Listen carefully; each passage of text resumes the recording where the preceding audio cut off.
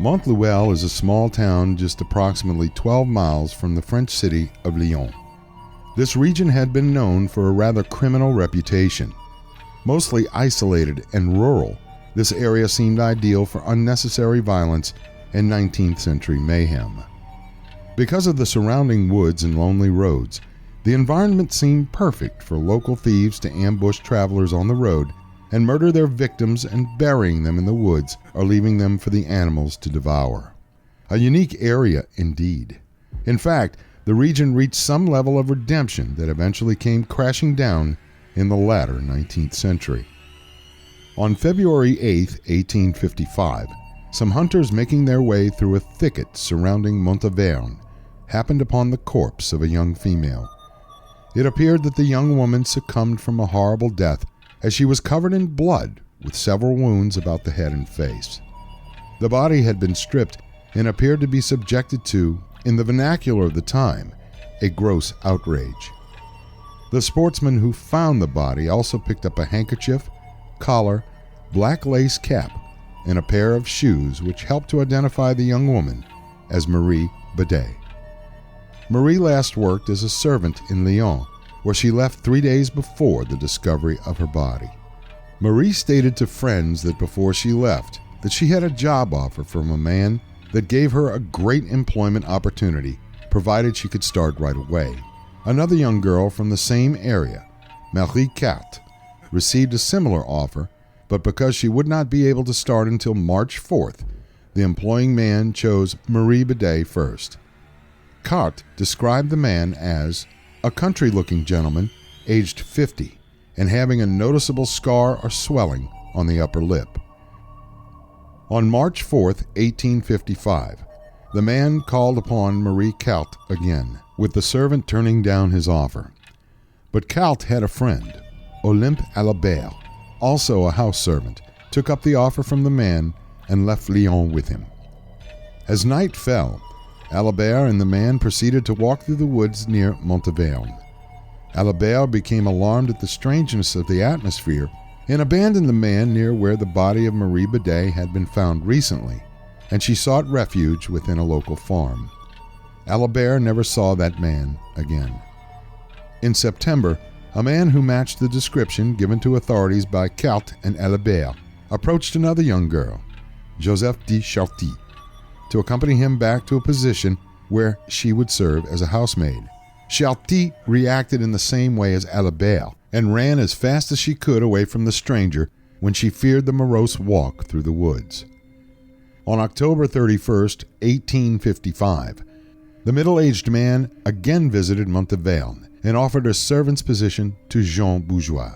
Again, the walk in the woods ended prematurely after the young bourgeois decided that the journey appeared too dark for her liking. So, the man went back to the village and chose one Victorine Perrine. The two then traveled back to where the man wanted her to work. This time, some sportsmen in the woods ran across the man and Perrine walking together. The middle-aged man ran off, taking with him the young woman's trunk with all her belongings. All of these incidents went almost unnoticed by the authorities of the day.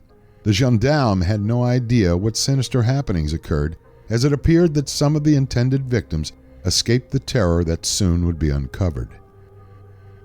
On the 26th of May, 1861, at approximately 11 in the evening, a young woman knocked wildly at the door of a local farm in the village of Balin, hysterically crying for help against the man that intended to murder her. Her dress was torn, no shoes on her feet, her face bruised and bleeding. Immediately, the proprietor of the farm escorted the young lady to the brigade of gendarmes at Montluel, and she gave a statement to their investigators. Today at 2 o'clock, I was crossing the bridge at La Guillotière at Lyon, when a man I had not before observed but who must have been following me plucked my dress and asked if I could tell him in what street the servants' office was situated. I mentioned 2, adding that I was myself about to visit the latter. He asked if I were in search of a place. Yes. Then he said, I have exactly the thing to suit you. I'm a gardener near Montluel, and my mistress has sent me to Lyon. with positive orders to bring back a house servant, cost what it may. He enumerated the advantages I should enjoy, and said that the work would be very light, and the wages 250 francs, besides many Christmas boxes. A married daughter of his mistress paid her frequent visits and always left 5 francs on the mantelpiece for the maid. He added that I should expect to attend Mass regularly. Marie Pichon continued that the man who made her the job offer was very courteous, and the offer of employment seemed extremely generous. Pichon accepted the man's employment proposal, and the two arrived after taking the train to Montluel. They arrived near nightfall at approximately 7:30 p.m. The man placed Pichon's trunk on his shoulder and requested that she follow him. The man turned to Pichon and stated that the two now had an hour-and-a-half walk through the darkness. Pichon stated that she followed the man carrying a small box in one hand and in the other a basket and an umbrella. Pichon and the man crossed the railroad tracks and walked for a long distance along a parallel road, when the man suddenly turned to a steep embankment. Pichon followed closely behind, with the thorny bushes catching her on her clothing and slowing her down.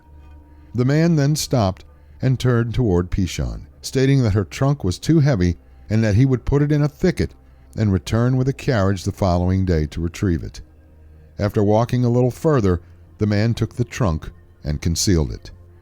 Pichon and the man then made their way across a couple of large fields, and he informed her that they would see the chateau soon.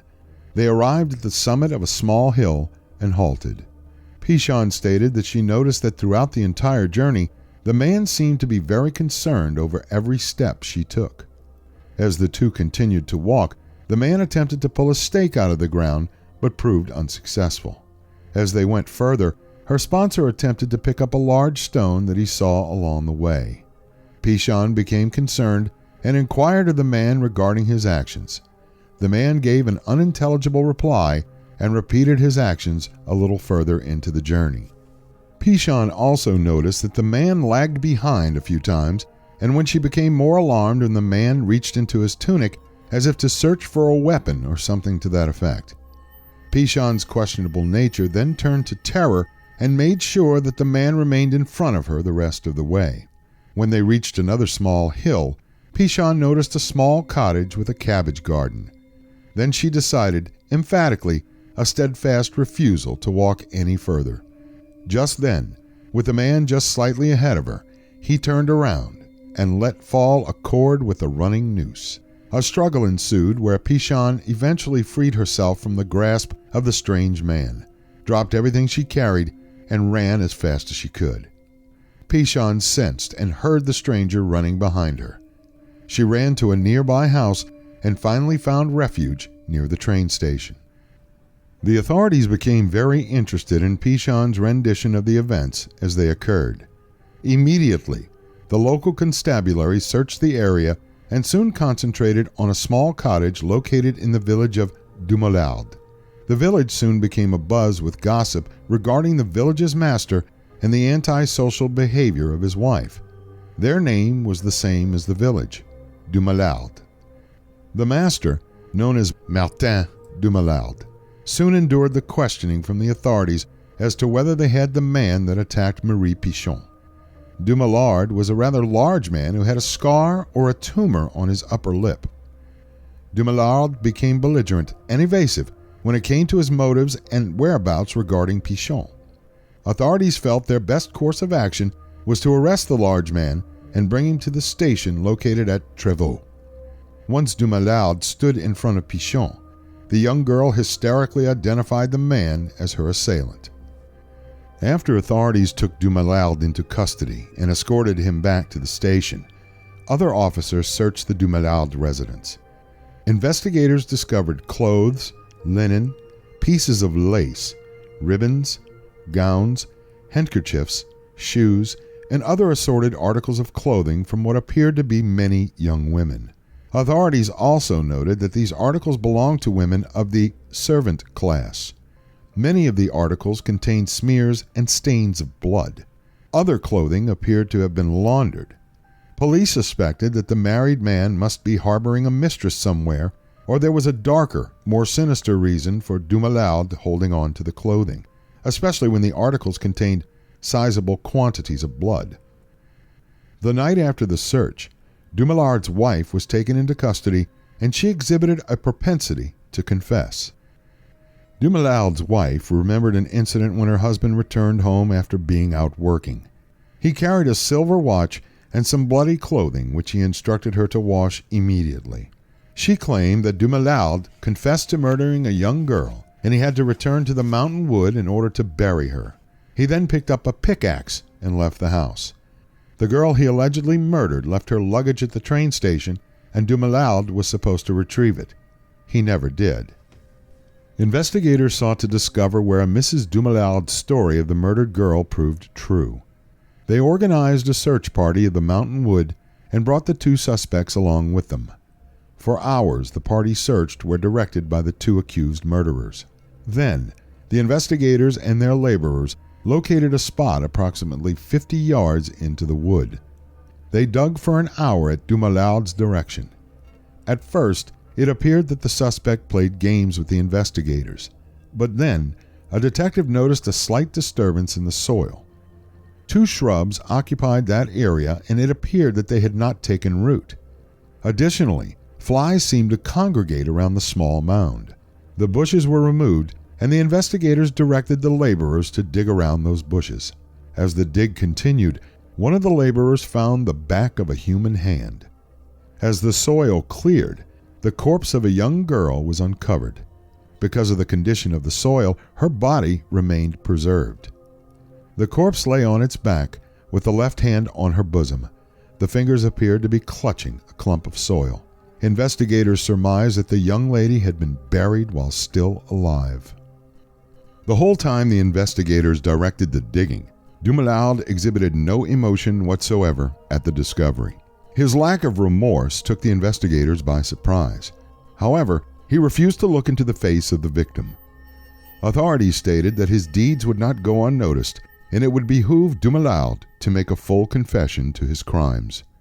Dumollard agreed, and once they arrived back at the station, he sat down and related his crimes for the authorities. Dumollard related that in December of 1853, he met two men in Lyon, farmers, according to Dumollard. After buying him a glass of wine at a local tavern, the three of them went for a walk. The two men made a proposal to Dumollard for kidnapping young women. The suspect immediately took the men up on their offer. The men offered him 40 francs for every girl and promised if he stayed with them for 20 years, they can guarantee Dumollard over 100,000 francs. Dumollard received his instructions from the men that he was to find young girls and lure them beyond the city with an advantageous employment offer. Dumollard's first attempt failed near the Place de la Charité, but then he met another young woman, offered her the pretend situation, and after her acceptance, Dumollard and the young woman walked out of the town. When Dumollard and the young girl arrived at the edge of the woods near the town, the two men then met him there. Dumollard then told the young woman that he forgot something back in the town and that she would be accompanied by the two men to her final destination. Dumollard waited for approximately 3 hours before the men returned. They handed him something and instructed him to give it to his wife as a gift. One of the men held a bundle of bloody clothing, which he then handed to Dumollard. Dumollard then stated to detectives that he demanded to know what happened to the woman. Then one of the men stated, "You will not see her again." On the way to his home, Dumollard stated that he washed the clothing in a fountain at Néron, where he had then given them to his wife, and stated that he purchased them at Lyon. As he rendered a confession, Dumollard noted that he believed the men murdered the young girl on the bridge du Ber and then threw her body into the Rhône. He strongly believed this because when the three men walked over the bridge one day, one of them stated that the two had deposited bodies from that bridge. Dumollard then stated that nothing occurred until February of 1855, when the same two men met him at a tavern, and they had with them a young girl who had a dark complexion. The three men then made the imaginary offer to the young girl, and then the three set out on the road between Irabel to Iomanish, which passed through a wooded area. At a crossroads, Dumollard decided to sit down and inform the two men that he was going no further. The other two men attempted to get Dumollard to go with them, but he again refused to resume the trek. When the men returned to the spot where they left Dumollard, they stated that they left her at a local farm. Dumollard was unaware as to whether they harmed the young girl or not. Dumollard went on with his stories about the mysterious two men. He continued with his statement, insisting that the young girls continued to go missing and eventually the two men murdered them. Events such as the ones Dumollard described went on into December of 1858 and into 1861. Subsequently, Dumollard could not produce the proof of the other two men, and therefore the authorities eventually charged him with 7 counts of murder, taking into account that Dumollard actually murdered some women and attacked the others, including Marie Badet, Marie Bousseau, an unidentified skeleton found in Mountain Wood, and another body found in Communes Wood. The investigators also saw to it that Dumollard also stood charged for robbery and attempted assassination on the others that survived. The additional evidence discovered at the Dumollard residence pointed to far more victims than the defendant now stood accused. One of the things that was not well publicized were the articles of clothing that authorities found in the Dumollard residence that belonged to children. Investigators believe that Dumollard and his wife may have been responsible for crimes against children, and were stained with deeds as horrible as those confessed to, perhaps never to be revealed on earth. After gathering the evidence and charging Dumollard and his wife, the trial commenced on January 29, 1862, at the Assizes of Aisne. The trial lasted 4 days, and the court heard testimony from the women who escaped Dumoullard's grasp. The courtroom was crowded, even to the point of those who waited outside to get a look at Les Vampires de Lyons. The women who survived positively identified Dumollard as the man who led them through the woods, and some he attacked. At that time, law enforcement attempted to identify some criminal traits through the science of phrenology. This is where an examination of the bumps upon one's skull to determine, based upon some very liberal protocols, whether someone may be prone to criminal behavior. The phrenologists actually determined that Dumollard's skull did depict traits of someone who fit into the more Cro-Magnon category, and did exhibit traits of a primordial proclivity to hurt people without any remorse. In other words, Dumollard could have been considered a psychopath and a sociopath. Once the jury was impaneled, Dumollard complained to the court that he felt a draft coming from somewhere in the courtroom which affected his breathing. The court accommodated the defendant and plugged the draft. After humoring him, the prosecution called Dumollard to the stand to be questioned. After giving a sad yet unbelievable rendition of his young life, the defendant took his seat in the well. Several witnesses came forward to testify against the defendant and his wife. It seemed to the court that Dumollard held a confidence that he may not be convicted. After the arguments of counsel, the jury found Dumollard guilty, along with his wife, with extenuating circumstances. The giant of a man exhibited a livid glance within his stare as he eyed the courtroom. This was the first time since his arrest that Dumollard showed any emotion whatsoever, uncharacteristic of the coolness that he showed before. The president of the court announced the sentence as death, with the execution to take place at Montluel. Marianne Dumollard was sentenced to 20 years imprisonment and hard labor. On February 27, 1862, Dumollard's appeal went all the way to the emperor, who stated, "Il n'y a lieu," there is no room, meaning the appeal nor a pardon would be granted. The magistrates were ordered to execute the sentence within 24 hours of the denial of the appeal. However, it would take a while to move the guillotine to the place designated by the court for the execution. It had to be moved from the Palais de Justice and had to be transported very quickly to Montluel. The authorities implored Dumollard that he should seek forgiveness and reconciliation from his wife, offering the condemned man a reprieve to remove his irons to accomplish this act. Mr. and Mrs. Dumollard sat and had their last meal as husband and wife. He reassured his wife to not worry about him. After a short conversation, the two departed. On March 8, 1862, the gendarme placed Dumollard on a wagon to make the short journey to Montreuil. Before the wagon arrived, the crowds gathered outside of the city. The scaffold had been constructed during the previous night. It seemed that the protocols for execution went rather quickly as Dumollard was seated, his legs tied together, then his arms, and his long hair cut to make room for the falling blade. The condemned man tried to walk the steps, and there was a priest there to hear whether he asked for forgiveness. Just as he made his way up the stairs, Dumollard whispered to the priest, "Jesus, Mary, pray for me." When he reached the top of the scaffold, Dumollard kneeled at the step and then fell to his knees. The gendarme then picked up the giant by the arms and walked him the rest of the way to the guillotine. The executioners placed Dumollard in the cradle of the blade and then stood back. The blade came down quickly, and soon those who were present stated that they viewed Dumollard's head and corpse within the same coffin.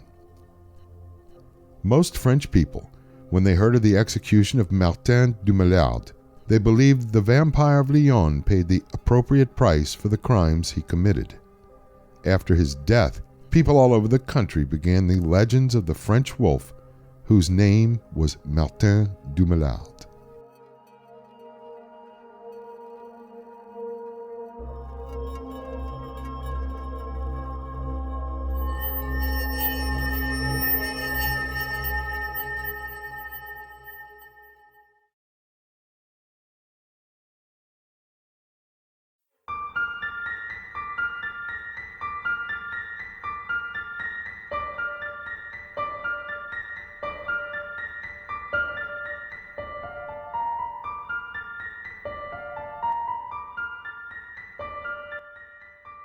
On March 2, 1905, a middle-aged woman volunteered to babysit for her sister-in-law. Suddenly, at the same time the middle-aged woman babysat the two young children, one of them, 18-month-old Georgette, suddenly became ill and died. On the body of the infant, a physician discovered several small bruises about the neck. Even though the illness and death occurred under the careful watch of the middle-aged woman, her sister-in-law invited her back to babysit her remaining child. 2-year-old Suzanne eventually perished as well, but doctors blamed the death on, quote, unexplained convulsions, end quote. The two deaths did not deter other family members of the woman, Jeanne Weber, from asking her to watch their children. On March 25, 1905, while watching her brother's child, 7-year-old Germaine, the child suffered a sudden choking attack accompanied with dark red marks about her throat. Germaine survived the choking incident, but would not be so lucky the next day. Doctors noted that Germaine had died from a rare case of diphtheria. In addition to the death of Germaine, the Weber's son, Marcel, died 4 days later of the same malady. On April 5, 1905, Weber invited two of her sisters-in-law to dinner while she watched her 10-year-old nephew, Maurice, while the other two women went out shopping later. When the two women returned to Weber's residence prematurely, they found young Maurice on the bed of one of the bedrooms gasping for air, with Weber standing over him with a crazed look on her face. Maurice's throat appeared covered in grotesque bruises. Authorities pressed charges against Weber, with the prosecution alleging she committed 8 murders of children, including 3 of her own and 2 others, Lucie Allende and Marcel Payatos, who died in Weber's care. Prosecutors alleged that Weber murdered her own son to deflect suspicion that she may have been responsible for his death. When placed on trial, the jurors seemed reluctant to believe that a grieving mother had anything to do with the deaths of the children. The jury found her not guilty on February 6, 1906. On April 7, 1907, local residents in the small hamlet of Villedieu requested that a physician come immediately to the Bazouet residence to examine 9-year-old Auguste Bazouet, who lay dead with a badly bruised throat. The babysitter, Madame Moulinet, stood over the physician as he examined the deceased child and concluded that the 9-year-old died from, quote, convulsions, end quote. On May 4, 1907, however, the doctor changed his conclusion when he realized that Madame Moulinet was, in fact, Jeanne Weber. Held for charges and trial, a jury again acquitted Weber when a second autopsy concluded that little Auguste died from typhoid fever. Authorities lost track of Weber's whereabouts until she resurfaced as an orderly at a children's hospital in Faucambeau, and moving from there to the children's home at Ogress, France, which was run by some of Weber's friends who sought to, quote, make up for the wrongs that justice has inflicted upon an innocent woman, end quote. Weber then changed her name to Marie Lemoyne, and after being on the job at Ogress for less than a week, she was caught strangling a child in the home. The owners, friends, who gave her the job in the hopes that Weber was truly innocent of the crimes for which she had been charged, quietly fired her. Weber next appeared in Paris, where police arrested her for vagrancy and confined her for a short time to an asylum at Nanterre. But the doctors there examined her quite thoroughly and pronounced her sane, releasing her to an unsuspecting populace. Weber, seeing no other means of support, became a prostitute and as a member of the oldest profession managed to find a common-law husband. Finally, on May 8, 1908, the couple found lodgings at a family-owned inn in Commercy, France. Shortly thereafter, one of the residents of the inn discovered Weber with her hands around the throat of the innkeeper's 10-year-old son, Marcel Parot. Marcel's father had to brutally manhandle Weber, punching her with all his might 3 times before she loosened her grip from the little boy's throat, even though he was already dead. Charged with murder and put on trial, the court found Weber insane and sentenced her to an asylum at Merville. Investigators placed the blame of the murders of the 10 children squarely at the feet of Weber, even though, through luck, she happened to be acquitted 3 times for several murders. 2 years after her incarceration, Weber strangled herself to death with her bare hands on July 5, 1910. The French people forever remember the remorseless Weber with disdain and even gave her an apropos moniker, the Ogress. One newspaper wrote at the time of Weber's death, quote, she had enjoyed her last debauch, save for dreams, and in the asylum in which she was confined, it was noticed that she would crook her fingers around invisible throats until at last they crooked around her own, and she was found dead with dried foam around her lips, end quote.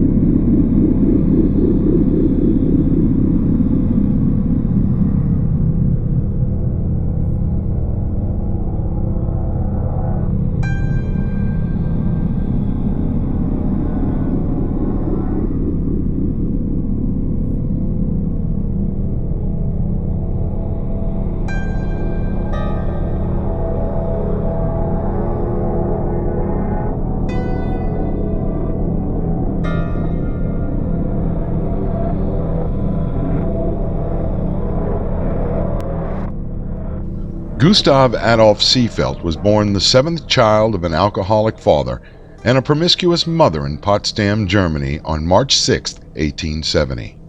Not much is known of Seefeldt's youth, other than he was originally trained as a young man as a blacksmith, but later earned an apprenticeship as a watchmaker and repairman. During his childhood, seeing the debauchery displayed through his parents, Seefeldt began reading the Bible and committing its passages to memory. In later life, Seefeldt could be heard reciting these lengthy passages while walking through the small villages and hamlets of northern Germany. At the age of 12, Seefeldt suffered the abuse of 2 grown men, which he enjoyed, and some historians, criminologists, and forensic scientists believe this event played an integral part in the reasons behind Seefeldt's later tragic and deadly behavior. In 1890, Seefeldt made his way to Lübeck and married a woman known as Katharina, who later divorced him in 1910. Although the couple had a son, this offspring had the unflattering distinction of spending the rest of his life in asylums all over northern Germany. when psychiatrists determined the youth to be slightly unbalanced. At the age of 25, Seefeldt was imprisoned for the molestation of a young boy. At this point in his life, psychiatrists diagnosed the young man as being unstable.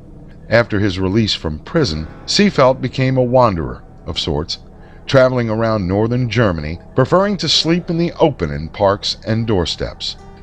Seefeldt also passed himself off as a witch when he traveled through some of the smaller villages, claiming he could cast spells upon people and animals. This fooled the illiterate and superstitious villagers into believing in his mystical powers as long as he remained at a particular location.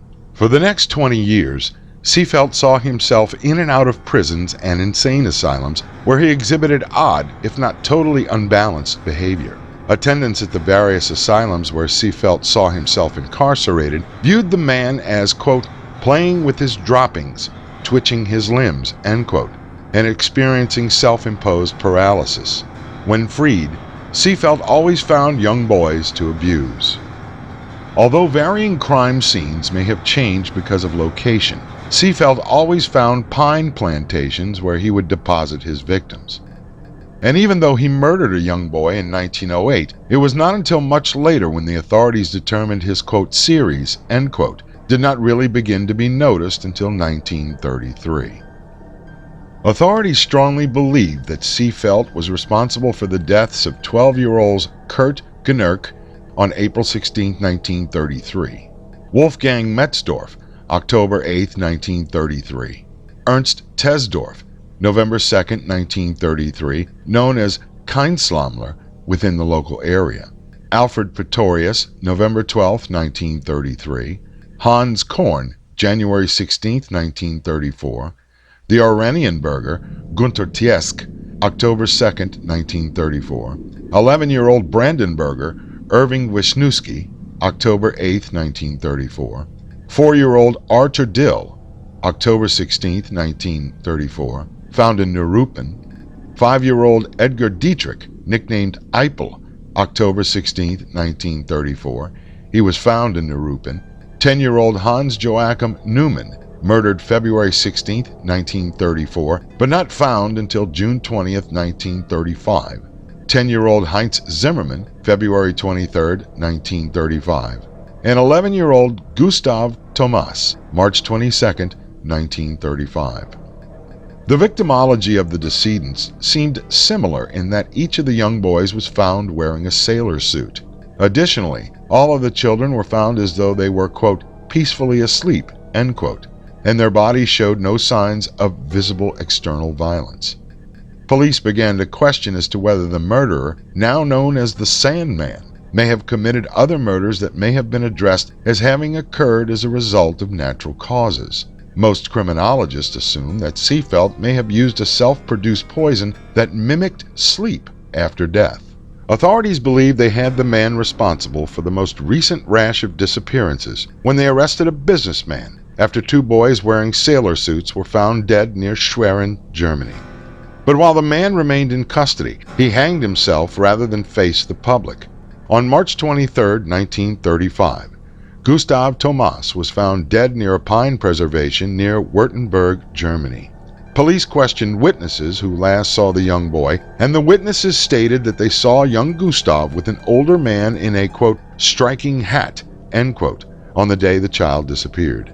When police noticed a middle-aged man who matched the description, they arrested him immediately.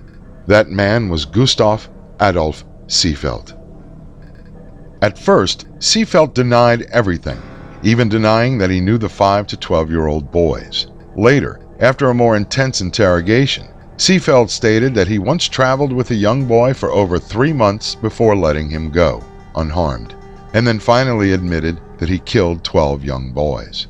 Even though Seefeldt suffered from abuse himself, forensic investigation of the victims revealed that none of them suffered from any type of sexual abuse. With this knowledge, German authorities put Seefeldt on trial for murder, and after a brief trial, sentenced the watchmaker to death for 12 murders. After the trial, in order to discover the identity of any other victims, the Gestapo, or Nazi secret police, took Seefeldt to one of their facilities and tortured him incessantly until he professed the identity or culpability in the murder of other young children.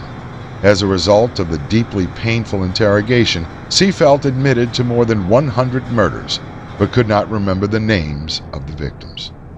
Seefeldt filed an appeal on February 26, 1936, but that appeal was denied and Gustav Adolf Seefeldt was executed by guillotine on May 23, 1936.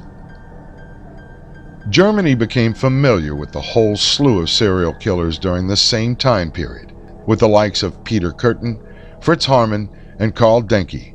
The German people reviled their presence and determined that if anyone exhibited this type of behavior at that time, they would certainly meet a most gruesome fate at the hands of the executioner.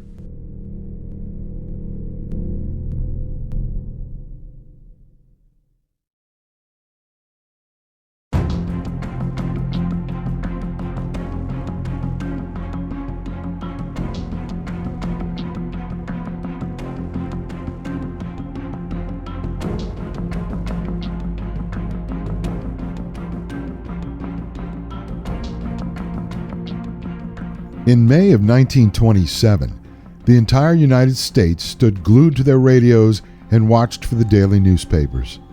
In the small town of Bath, Michigan, an explosion occurred that rocked the nation. But this was not just any explosion. This took place in a small elementary school where children and teachers perished. This was no accident. What would it take, or what kind of mind would cause someone to rain down so much destruction and death upon a small Michigan town?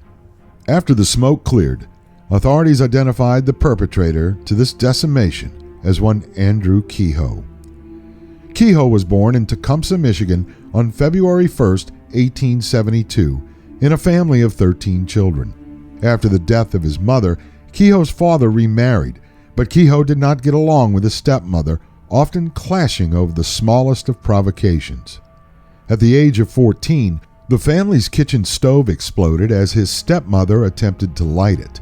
Her body soon became soaked with fuel oil and she caught on fire. Kehoe waited a few moments before dousing the flames that engulfed his stepmother's clothing and her flesh. Mrs. Kehoe died a few days later from the burn she received, and stories tell that she experienced excruciating agony.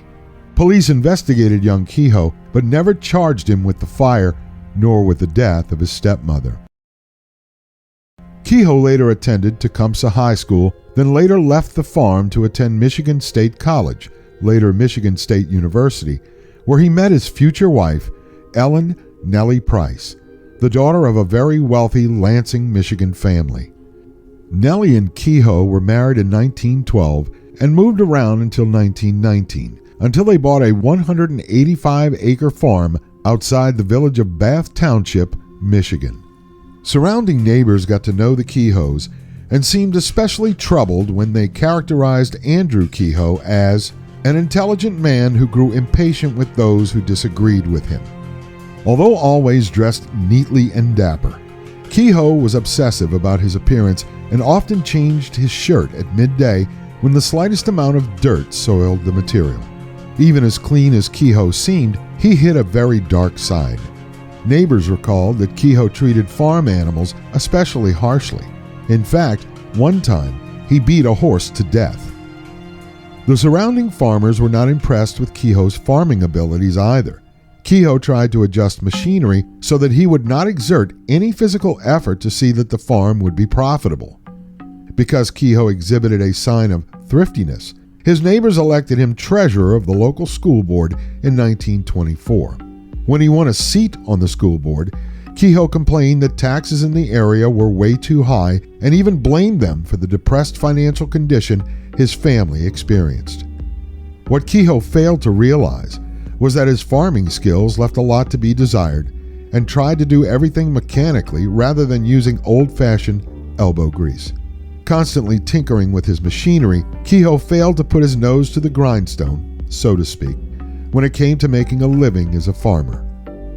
In 1925, Kehoe became the clerk of the Bath Township, but did not win the election for that position that was held later. During this time, Nellie became very ill and appeared to be suffering from chronic tuberculosis. With her illness, transportation to the hospital and doctor's bills took their toll on the Kehoe budget. The Kehoes amassed a sizable debt which made mortgage and homeowners insurance payments almost impossible. The mortgage holder had already begun foreclosure proceedings against the Kehoes, and Andrew tried to find a way to relieve his family of the increasing debacle.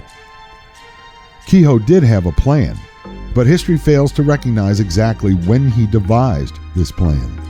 In the winter of 1926, the school board requested that Kehoe perform some much-needed maintenance on the school. But in the summer prior to that request, Kehoe began purchasing vast amounts of surplus explosives and incendiary components. It was not uncommon for farmers to purchase small amounts of dynamite or pyritol, an incendiary developed during World War I. The farmers utilized these powerful weapons for excavations, and it was not considered out of the ordinary. Kehoe knew not to draw much suspicion to himself as he made purchases in different towns near Bath and at different times. As a member of the school board, Kehoe had unfettered access to the local elementary school, where he allegedly performed the repairs requested from the board. Several of Kehoe's neighbors later reported that they heard various explosions taking place around the farm, where Kehoe would just explain the disturbances away as he was clearing tree stumps. In the spring of 1927, the whole town of Bath, as well as people around the nation, soon discovered what Kehoe had been up to for the last year. One of Kehoe's responsibilities as the treasurer for the Bath schools was to hand out paychecks. In the second week of May 1927, when handing a paycheck to a school bus driver, Warden Keyes, he stated, "My boy, you want to take care of that check, as it is probably the last check you will ever get."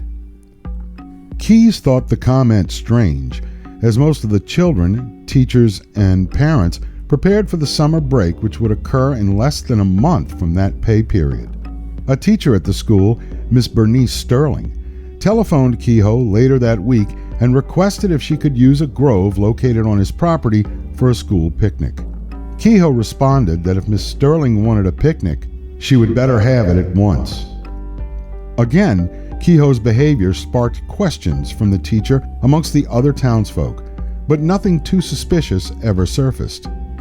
On or about May 16, 1927, Kehoe loaded the back of his car with old tools, nails, pieces of rusted farm machinery, digging shovels, and any other items that may produce shrapnel as a result of an explosion. After filling the back seat of the car with the various metal debris, Kehoe placed 2 large boxes behind the driver's side and placed a loaded rifle on the passenger seat. On that same day, Nellie Kehoe had been discharged from the hospital after one of her many bouts with tuberculosis. Weakened in her condition, she could not have protected herself from the danger that she later confronted. At approximately 8:45 on the morning of May 18, 1927, Kehoe's neighbors heard explosions that originated near the Kehoe farm. At approximately 9:45 a.m., citizens heard explosions coming from the direction of the elementary school, sending shards of metal and glass in every direction. Fires burned uncontrollably in both locations, and rescuers rushed to the school. One eyewitness, Bernice Sterling, recounted, "It seemed as though the floor went up several feet. After the first shock, I thought for a moment I was blind. When it came, the air seemed to be full of children and flying desks and books. Children were tossed high in the air, and some were catapulted high into the air." The damage to the school seemed apocalyptic, as the north wing of the school virtually collapsed from the effects of the blast. Walls obliterated, and a part of the roof had already fallen to the ground. Another eyewitness, Monty Ellsworth, noted the utter human destruction as a result of the blast. There was a pile of children of 5 or 6 under the roof, and some of them had arms sticking out. Some had legs, some just their heads sticking out. They were unrecognizable because they were covered with dust, plaster, and blood. There were not enough of us to move the roof. The scene at the school became even more chaotic as parents demanded to know the location of their children. When some parents did not receive any information, they discovered their child's lifeless bodies and wept openly. Immediately after the explosion and the quick extinguishment of the subsequent fires, more than 100 men dug the rubble to see if there was any sign of life. Many women joined the search as well, desperately pulling at mangled boards, bricks, and large pieces of plaster in assisting in the search for any missing children. An hour after the explosion, Kehoe drove up to the school, got out of his vehicle, and held a conversation with the school superintendent. Just then, witnesses saw Kehoe and the superintendent walk over to the former's car. Kehoe retrieved the rifle from the passenger side of the car, stood a short distance from the vehicle, then fired one shot into the back seat where the boxes of dynamite lay. At once, the car exploded, immediately killing Kehoe, the school superintendent, the postmaster, Glenn O. Smith, and Smith's father-in-law, Nelson McFerrin, a retired farmer. One child, Cleo Clayton, a second grader, happened to wander outside of the school where he survived the initial explosion, but shrapnel from the Kehoe car subsequently killed him. One of the mothers there, Mrs. Eugene Hart, sat on a small bank just a short distance from the school holding a little boy, with the bodies of two dead little girls on either side of her. In her shocked demeanor, Mrs. Hart would sit there with the children until rescuers brought the little boy to the hospital. He would eventually succumb to his wounds a short time later. O.H. Buck, the foreman of a local road crew, recalled that the scene appeared to be the end of the world. Buck and most of his men ran from the road to the location of the school to see if they could help the rescuers. The police stopped the searchers after they became concerned that other explosive devices had not been detonated and may still be in the school rubble. Therefore, the rescuers had to wait until more experienced law enforcement looked for the further devices. Calls went out to other areas for the assistance from doctors, law enforcement, area hospitals, and sadly, undertakers. A local physician, Dr. J.A. Crum, and his wife, a nurse, saw this type of devastation when the two served with the American forces on the Western Front during World War I. After the war, they returned to Bath, Michigan in order to open a pharmacy and became very friendly with the citizens there. After the explosion at the school, Dr. Crum and his wife set their drugstore up as a triage center, treating some cases and determining their seriousness. Most of the dead were brought to the town hall, which then became a morgue. Private automobiles were pressed into service as ambulances to bring the wounded to receive medical treatment. Later in the afternoon of May 18th, 13 ambulances arrived at the town hall to take the dead to local undertakers. People worked all day and night at the site of the school explosion searching for survivors. They noticed that several children were pinned underneath the debris. Area contractors sent men to assist with the search, along with architectural and mechanical engineers to determine whether any further explosive devices existed. In nearby Lansing, Michigan, they sent fire and police units to the area. By the middle of the day, 34 officers and firemen arrived to assist as well. Michigan State troopers directed traffic to and from the scene. Most of the injured and dying had been transported to the Sparrow Hospital in Lansing, Michigan. In the afternoon of the 18th, Michigan Governor Fred Green arrived on the scene and physically helped stack bricks that blew a great distance from the explosion. A local baking company donated pies and sandwiches to the rescuers, as most of them went the entire day without a meal. It proved that neighbors and fellow townships banded together to help during this most heinous tragedy. Subsequently, when law enforcement units arrived on the scene, they discovered an additional 500 pounds of explosives under the south wing of the school. The north wing was totally decimated. Thankfully, the 500 pounds did not detonate. This explosion was set to go off at the same time as the firebombs in the north wing, 9:45 a.m. Police surmised that had that bomb detonated, the dead and dying would have exceeded the present toll.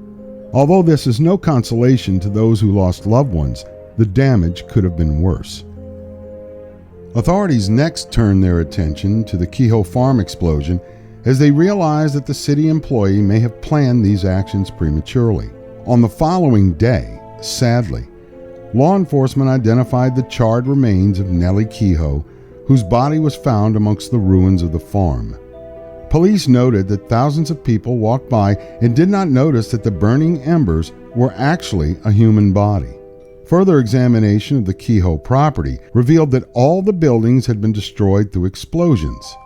Again, sadly, the barn had been destroyed and all of the animals that Kehoe secured within the structure perished as a result of the explosions and subsequent fires. Later assessment of what law enforcement believed to be Kehoe's motives for the bombings and fires, the lack of money and the payment of his mortgage. As they peered around the property, the unused equipment around the farm could have been sold off to pay off the Kehoe's arrearages. As authorities left the Kehoe property, they noticed a sign that Kehoe appeared to have posted when leaving the property the previous day. The sign read, "Criminals are made, not born." Over the next few days, multiple funerals occurred within the small farming community of Bath Township. After the smoke had cleared and a coroner's inquest took place, 39 children and teachers perished in the initial explosion at the school. Subsequent to the explosion, one fourth grader, Beatrice Gibbs, died later after receiving hip surgery to remove shrapnel as a result of the explosion. As a result of Kehoe's car explosion, 5 people perished. It was determined that Nellie Kehoe probably died during the explosion at the Kehoe farm. This brought the total number of dead to 45. The inquest determined that Kehoe murdered the school superintendent in the late morning and exonerated the school board of any culpability in the explosion, fires, and subsequent deaths. The inquest also determined that Kehoe gave no indications as to what he had planned. Kehoe's family claimed his body and buried him in a pauper's grave. Nellie Kehoe's family claimed her body and buried her in the Mount Hope Cemetery in Lansing, Michigan, under her maiden name, Price. After the bodies had been buried and the inquiries finally reached their conclusions, Governor Green set up a relief fund so that contributors could assist with the recovery of families devastated through Kehoe's most demonic plan. The school board formulated another fund for contributions to rebuild the school. When school resumed in the fall, on September 5, 1927, classes were held in the Bath Community Hall. The board voted to destroy the damaged part of the school. In 1975, 48 years after the travesty, a park was dedicated in honor of the victims.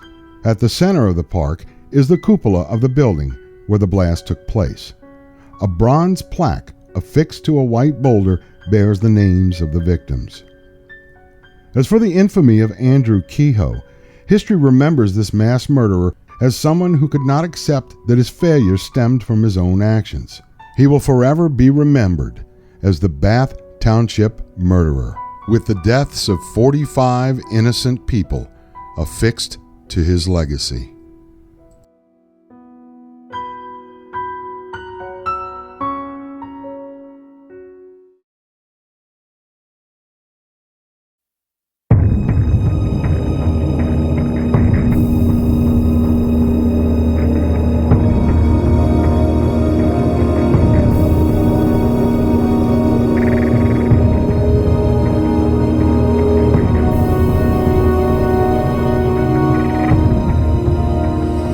On February 8, 1955, authorities located the body of a young female named Irmgard Strahl, age 19.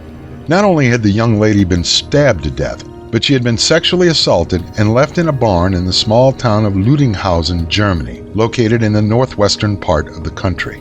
At the time, police believed that the ferocity of the attack would be an isolated incident. After all, young girls went missing all the time as they would either run away from home or they would just forget to contact their families, or they would wind up as Irmgard, dead. In March 1955, a young girl aged 12, known only as Erika Schuletter, is attacked near the Morser Strabitei in Rheinwiesen, a small district across the Rhine River, also known as Rheinhausen. On June 16, 1959, Clara Frieda Tesmer, age 24, was found in the meadows of the Rhine River Valley, where her assailant sexually abused her and then strangled her to death. The assailant left Tesmer's body in almost the exact place as authorities found shoe leather.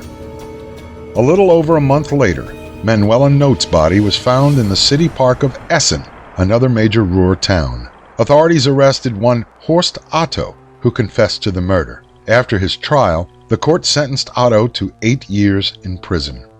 In early 1962, a little girl, Barbara Bruder, age 12, was reported missing from the city of Burscheid, south in the direction of Cologne, Germany, and presumed to have been the victim of foul play.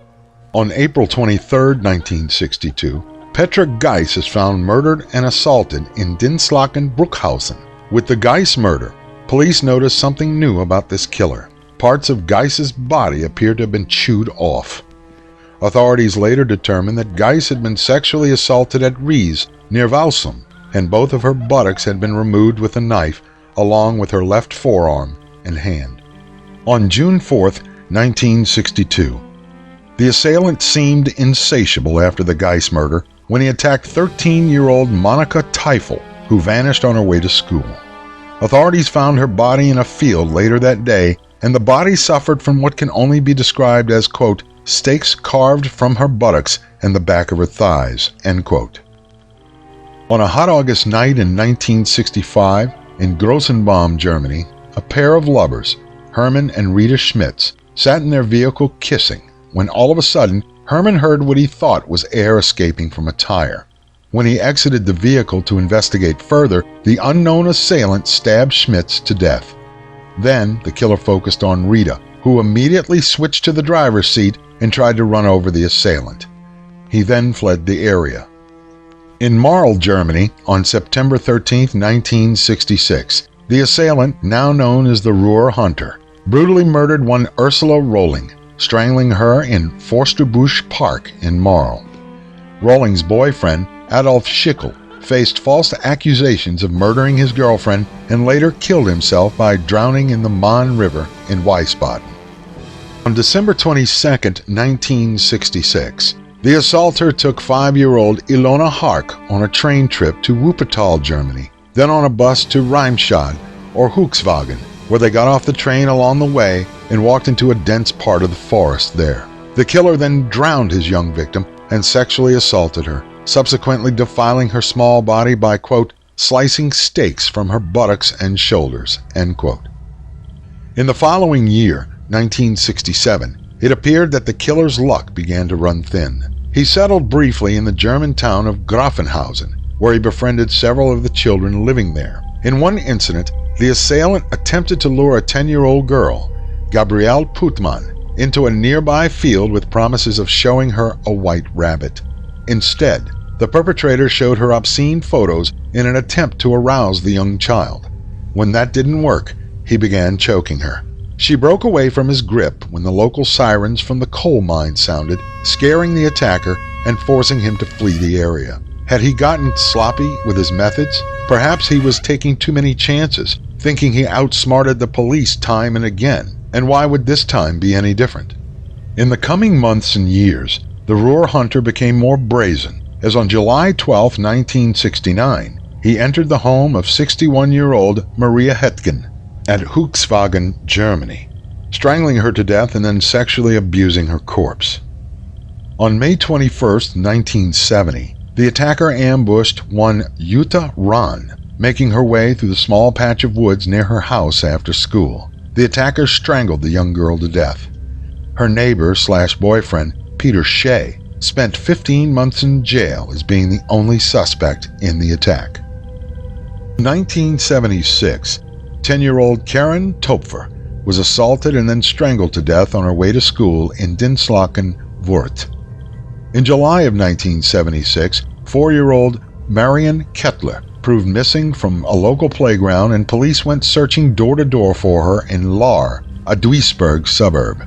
At this time, one of the houses they searched, the owners mentioned some very interesting details about a neighbor that lived not too far away. The owners stated that the tenant in one of the apartment flats mentioned to them, either in jest or serious, that his toilet was clogged up with what he called, quote, guts, end quote. When the police investigated further, a plumber summoned by law enforcement unclogged the pipes of the neighbor and found a child's lungs with other organs within the pipes. A medical examiner confirmed the findings. Authorities then became very interested in this seemingly honest person, a man named Joachim Kroll. Detectives went to Kroll's residence, and when first questioned, Kroll stated that the blood and guts that they found were from a rabbit that he killed. But after the authorities confronted him and stated they believed he was lying, he subsequently offered no resistance to their accusations that he had been responsible for the murders of 14 people, or so he could remember. When investigators searched the minuscule man's apartment, what they found both incensed and horrified them. In his freezer, the authorities found bags of what appeared to be human flesh. On the stove, they discovered a tiny hand boiling in a pot with carrots and potatoes. Police also discovered the body of 4-year-old Marion Ketter, cut into small pieces. On July 3, 1976, authorities arrested Kroll and, convinced they finally captured the Ruhr hunter, could not understand how he got away with his vicious crimes for so long. Perhaps it was the fact that several murderers operated at the same time and allowed Kroll to evade capture. Joachim Kroll was born on April 17, 1933, as the son of a miner in Hindenburg, a small principality in Upper Silesia, now part of Poland, but at the time of his birth, a portion of Germany. He was the youngest of 8 children and possessed the aura of being a very weak child. He often peed in the bed until a late age for that type of behavior, and some historians have strongly speculated that Kroll only possessed an IQ not above 76. Kroll's father, it is said, was involved heavily in World War II as a soldier and later spent time as a prisoner of war in Russia. Perhaps Kroll's lack of a relationship with his father evolved the young boy's affinity to be a weak personality. But then again, considering the racially pure ideology of the Nazis at the time, Mr. Kroll may not have actively acknowledged a son with mental deficiencies. After the war, the family moved to North Rhine-Westphalia. Even at this time, the family continued to suffer from a lack of food, even more so after the war. This, some have surmised, may have contributed to Kroll's activities as a cannibal. Among the other children, including his other siblings, young Joachim was considered a coward of sorts, so he possessed no loving relationships with them either. Authorities determined that Kroll began murdering after the death of his mother in 1955, perhaps a trigger to more deviant behavior. It has never been determined whether Kroll had no more of a relationship with his mother than he did with his father. She passed away, and thus began his grisly career.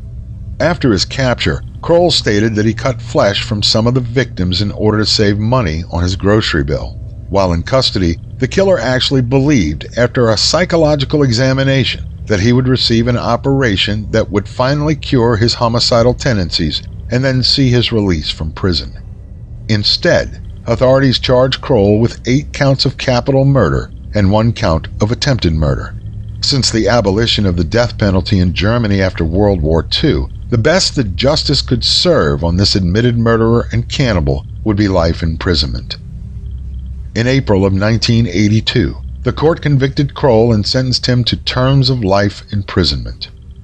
On July 1st, 1991, Kroll died of a heart attack in the prison of Rheinbach, Germany, near Bonn. In trying to understand the motives of a killer such as Kroll, one theory involves what other people think about them. Therefore, he or she would conform to the expectation of others. Deviance happens when a detachment occurs from a social bond and stands weakened. To apply this school of thought to Kroll, one must remember that he had a flimsy, if any, relationship with his father growing up. The relationship with his siblings fared no better. Kroll did, however, exhibit some affection for his mother, and it was at her death that this deviant behavior commenced. So, it can be theorized that Mother Kroll's death severed any bonds that kept Kroll from becoming the monster that he had. This, quote, social control theory, end quote, is the best explanation, for the present, that produced the killer known as the Ruhr Hunter or the Duisburg Man-Eater.